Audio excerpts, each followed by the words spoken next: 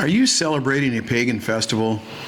If you're celebrating Mardi Gras, you're celebrating a pagan festival and may not even know it. This celebration goes back to the days of ancient Greece, in which the rites of Dionysius were performed by the devout and revelry was rampant. Yes, the pagan origins of Mardi Gras are well known, and the ones who are most aware are the leaders of the church. For you see, ancient carnival festivals and Dionysian rites have been a part of the celebration of life long before the church hijacked them and made them their own. Most all of the origins of modern holidays go back to the days of ancient Greece and Rome. The celebration of death and rebirth being a part of the ancient people's way, they coped with the challenges of life and death. The mystery religions of old, imparting upon the worshiper a feeling of security, knowing that just as vegetation dies in the winter and comes alive in the spring, so too does the soul of the human animal. In ancient Rome, it was primarily the celebration of Saturnalia, or Lupercalia, the Eleusinian mysteries in Greece. Ancient rituals and celebrations are the origins of modern holidays. These are historical truths that are uncomfortable for those just learning about them. The wearing of masks, the uninhibited drinking and revelry witnessed in parades during Mardi Gras are a signature of the god Dionysius. Remember, this is the god of theater and the god of wine, god of the vine. He turns water into wine.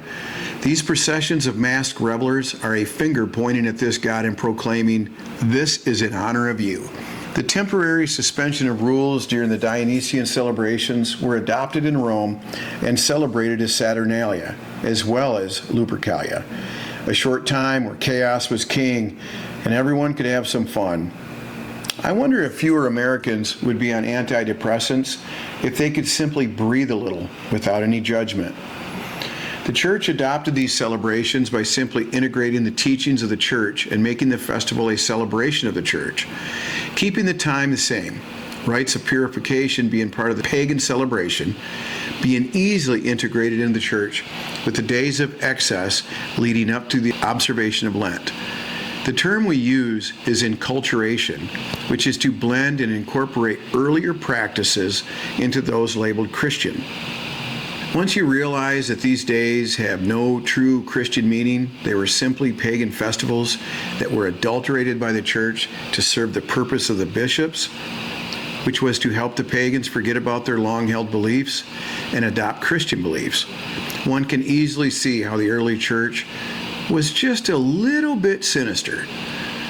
A question that can and should be asked is, why did the early church do this? With the truth being that the church teachings themselves are an amalgamation of pagan beliefs that were prevailing in the area for thousands of years.